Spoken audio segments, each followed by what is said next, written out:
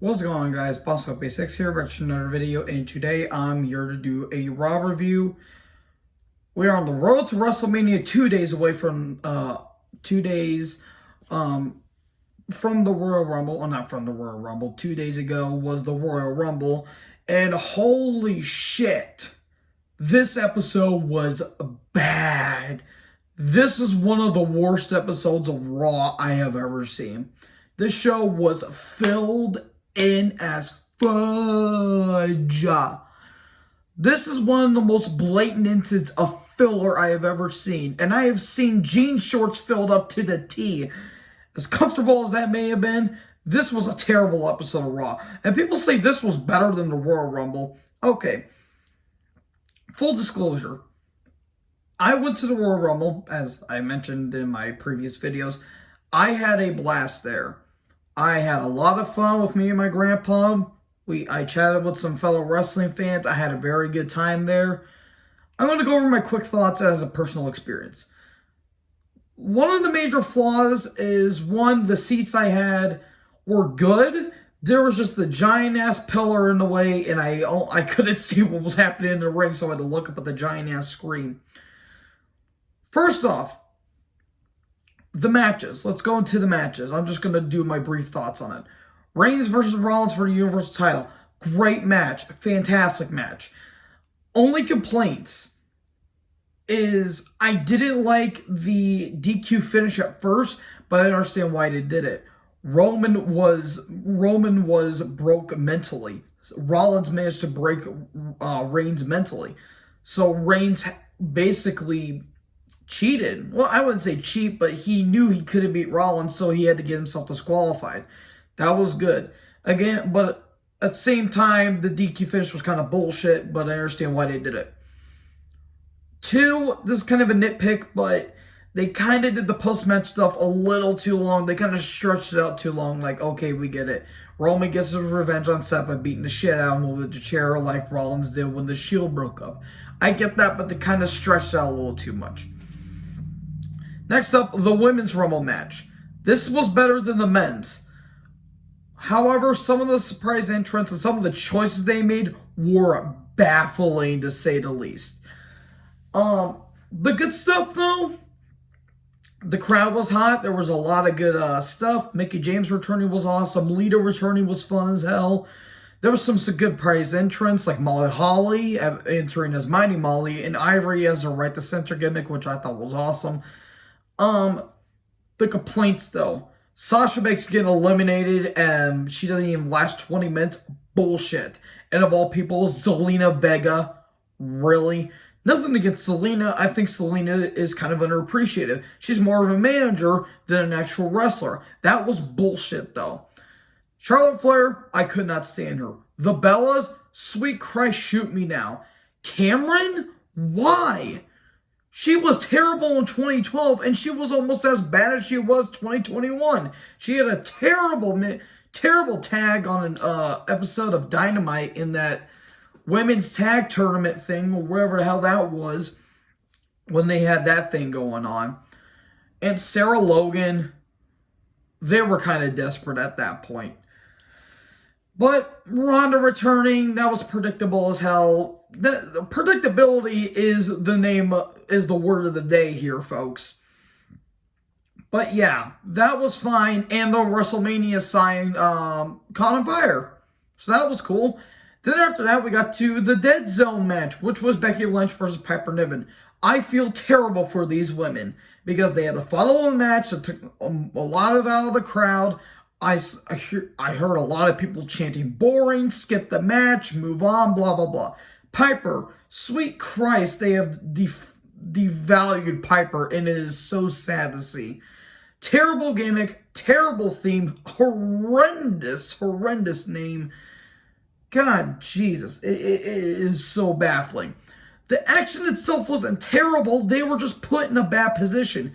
This should have been, honestly, as much as I hate to say it, this could have been on the pre-show match. Or hell, have this before the women's match, the Women's Rumble. But the manhandle slam off the top was pretty cool, I will admit. Even though the way it was shot and the way that they landed was kind of awkward, I will admit. Okay, Bobby Lashley versus Brock Lesnar for the WWE title. This was awesome. Two big, beefy men beating the shit out of each other, like the big bulls that they're raging through a Chinatown shop. The video package leading up to it, I thought was kind of funny.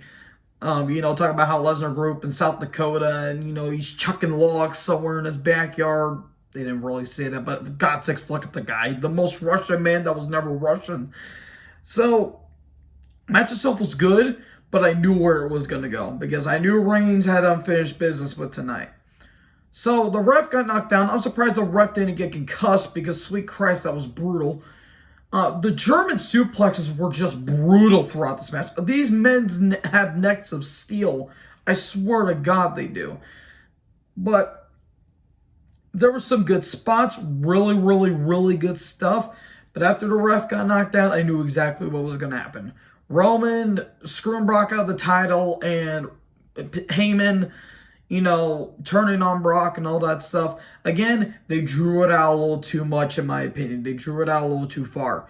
But as it is Lashley's new champion, that's not going to last long, considering what happened tonight and all that stuff. Then we get the Grit Couple, Edge and Beth versus Miz and Maurice. Filler match. I did not give a shit about this match whatsoever. I get it. It meant both of these couples. I'm glad that they have fun. In the end, I could have cared less about the match. But I did get to see Edge live. Edge is one of my favorites, and I'm forever thankful for that. Then we get to the Men's Rumble. Okay. This wasn't really great. It wasn't bad. It wasn't the worst. But man, we had a lot of decisions happening. First of all, AJ Styles. He could have been Final Four, in my opinion. He would have probably been eliminated by McIntyre or Lesnar. Honestly, if he would have been, okay, that would have been fine. Eliminated by Madcap Moss and Happy Corbin.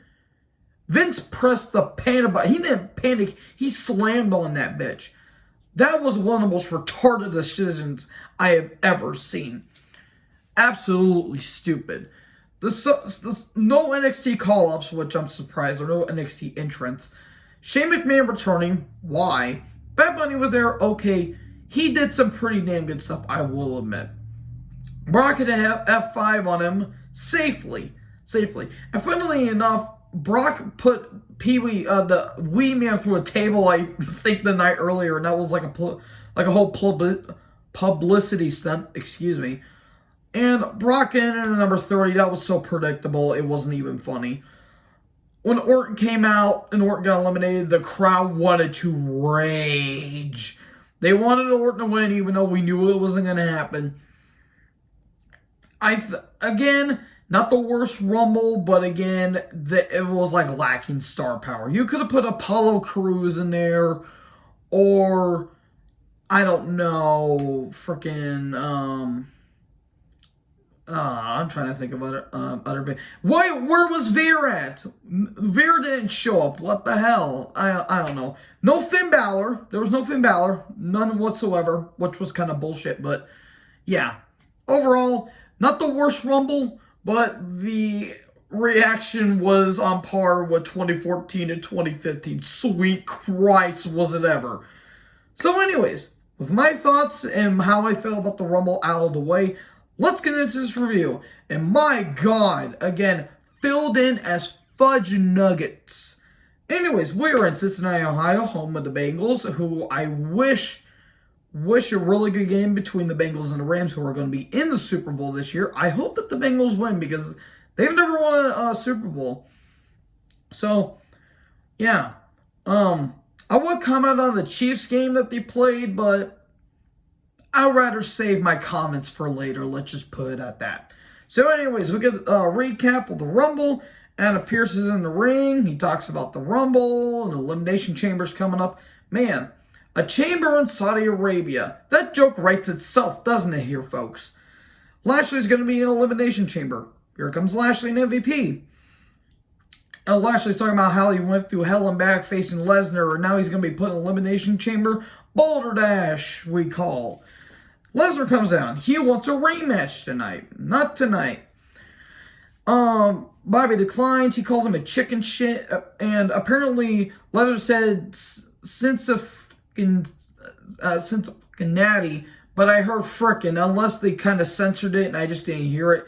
Apparently he dropped the F-bomb, but I didn't hear it, so I don't know. But Lesnar's in an Elimination Chamber match. Oh boy, this match ain't gonna last so long if Lesnar's in. Oh, Lord in heaven. Anyways, we get a Nikki Cross, by the way, and a Rhea Ripley video package, which leads us to the match. Or before that, we get a card rundown. What's going to happen tonight? Very short card, because this show had nothing going for it. Then we get Nikki Cross versus Rhea Ripley. It goes on for a little bit. Eventually, Reptile 1, 2, 3. I'm gonna skim right through these matches because they met and all. Anyways, we get a recap of the spelling bee horse shit that happened between Orton and Gable. Then we got Orton and Gable last week. This time it's Riddle and Gable, and they're in a scooter race. Oh dear, we are doomed. Truth shows up. He's kind of the man holding the checkered flag and all that shit. Recap of Bliss's therapy. And Bliss is in therapy. Talks about how Lily was with her all her life and dressed up. And this is so marketeer, it's not even funny. Oh god, this is way past its merchandise sale. Alright, we get a recap of the mixed tag. Then Miz took on Dominic. It went on for a little bit. Miz shoved Ray, and Ray gets thrown out because the ref thought Ray tripped up the Miz. In the end, Skull Crusher finale 1, 2, 3, and the Miz wins. Okay, moving hastily along. Dana Brooks backstage. Her and Tamina brawl because this thing needs to continue. Gable and Riddle are still doing the whole scooter race. And they have to lap around the arena 50 times, and when they come to the ring, they have to cross the little checkered line. Okay, I forgot to mention it because I don't give a shit. And why would anybody? Anyways, KO comes down. He's having the KO show. Riddle's backstage, and Almost is there. Hey, Almost, your eyes look good. Good? Okay, bye. Oh, Lord in heaven. KO show. Rollins is his guest. Talks about the battle that him and Reigns had. And then we get a recap of that. Rollins is in Elimination Chamber because of his performance. And it's starting to sound like that Owens is a little jealous of it. Well, we're probably going to get that match at Mania. It'll probably be a good match, but the feud will mean nothing. But, anyways, you know, Owen says, I would go to Sonya and Pierce and say, you know, Rollins, if I were you, I would, you know, surrender my spot and have me be an Elimination Chamber. I'd do that for you. You're the Universal Champion in my heart. Don't think about doing a love thing, please, for the love of God. Anyway, Theory comes down. Theory versus KO. Winner gets to be an Elimination Chamber match. I knew Theory was going to win because KO doesn't want to go to Saudi Arabia. But of all things, Austin Theory in Elimination Chamber match. If he ain't the first one eliminated, then that match is doomed from start. Look, Theory's a good athlete, and apparently the allegations about him texting the minor have apparently been debunked. Thank you for the people that I've been talking to in the Discord chat that have clarified that. Taking that stuff out of the way, he's just bland. He means absolutely nothing to me. Why didn't you put Damian Priest here? Or I don't even know if he wanted to be in Saudi Arabia. Who would want to go to Saudi Arabia? Nothing against the sweet people of Saudi Arabia there. Just your government sucks ass to a penile catheter. So anyways, the match itself wasn't bad. Owens gets targeted because, you know, he got slammed to the steps because Owens doesn't want to walk by the age of 45. Again, match wasn't bad. I just really didn't care about it. In the end, ATL Theory wins. Okay, good. Hooray. We get Theory in a title match. We are doomed. Street Profits are backstage. Riddle and Gable are doing their bullshit. And then Otis is there. And my God, this won't end. Dawkins versus Ziggler. It's a hometown pop for Dawkins. This crowd was dead. This crowd was dead. They had to have added in crowd noises. I swear to God they had to. Who was this for? This benefited nothing. This is nothing for no one. Okay, Dawkins won. Who cares? Ziggler means absolutely nothing. I mean, he hasn't been for the past, 5-6 years. Anyways, we get more bullshit with the scooter race backstage. Truth is at ringside. Gable trips, and then Otis attacks Riddle, and Gable's like doing circles around Riddle, and he crosses the finish line. Who was this for? Seriously, who was this for? If it wasn't the 10 o'clock at night right now, I'll be screaming at the top of my lungs. Who was this for? This was for no one. You have two grown men circling around in a goddamn scooter race. And then next week, we're going to be having a pop quiz bowl. That's what we need, a quiz bowl. Am I not pissed off enough? Because apparently I'm not. Anyway, well, before we get to that bullshit, we get to Otis versus Riddle. And whoever wins gets to be in the Elimination Chamber because that was thrown in because this show had nothing going for it. Anyways, it goes on for more than 5 minutes, which is one of the most wasted 5 minutes of my life outside of watching the doors in the frickin' at my job. That was more than 5 minutes, trust me. But my God. Otis loses. Who cares? Who really gives to him? AJ and Ray are backstage, getting ready for their qualifying match. Carmella versus Bianca Belair. This went for more than 5 minutes. Bianca was dead. Oh my God, Corey Graves, you CM Punk wannabe. The infidelity of ink in your head has caused a goddamn blob to your brain. I'm pretty sure the ink was spilled into your lesions. I don't even know what the hell that was, but it made more sense than whatever this match was. Hey, Carmella, Slipknot called. They want their shitty mask back. Seriously, it looks like a knockoff Chris Fenn mask. I swear, she had to have got that from somebody. Anyone care about Carmella at this point? No, because she's Corey Graves' side hoe. That's what she always will be. Bianca wins with the KOD. This match should have been 2 minutes, but it went more than 5. Anyways, recap of the Bliss Therapy. We get more of it because that's what we need. We need more filler on our television screen. Alpha Academy's backstage. Again, the Quiz Bowl bullshit. Cool, they're going to be on Sci-Fi next week, which explains why the USA's in a shitter at this point. Actually, the Winter Olympics are happening next week, so that's why they're going to Sci-Fi. Alright, we're going to recap of the Lashley stuff earlier. AJ Styles versus Rey Mysterio, qualifying match for the Elimination Chamber. The match was quite good, just the crowd was dead at this point. I mean, they've been dead for the past 45 minutes of this 3-hour show. And Styles won. There was some good stuff. There were some good counters. Ray can prove that he still has what it has. But, again, ultimately didn't really matter because Ray went to go for a senton, but Styles countered it into a Styles Clash. 1, 2, 3, and Styles wins. Okay, great. Alright, we're going to recap of the Women's Rumble. Then Rousey comes down. Who is she going to face at Mania? Is it going to be Rebecca, who she keeps calling Becky Lynch, or is she facing Charlotte Flair? Well, before she can make her decision, Becky comes down. She looks like Queen Elizabeth's ghost. I swear to God she does. It was terrifying. Who's it going to be that, you're talking all your governor names and all that stuff. And then Rousey puts her in an arm drag. It says, I'll let you know on Friday because she's going to be showing up on SmackDown. And then Lita shows up. Well, that was quite rude. She wants Becky Elimination Chamber. Oh, God in heaven. Becky accepts. Oh, sweet Christ. This one episode could go suck an egg. This fucking show was a failed atrocity. This was an abortion like any other. I swore I wanted to be doused in thalidomide after watching this atrocity, this absolute albatross of an episode. Anyways, let me know in the comment section below what you guys thought about this show. Sweet Christ, no wonder WWE is going to be selling out to Disney. I would not be shocked if I see Mickey Mouse and Goofy in a hardcore match with Minnie Mouse's head on a pole. Vince Russo has struck again. Let me know in the comment section below what you thought about this episode of Raw. Like, comment, subscribe.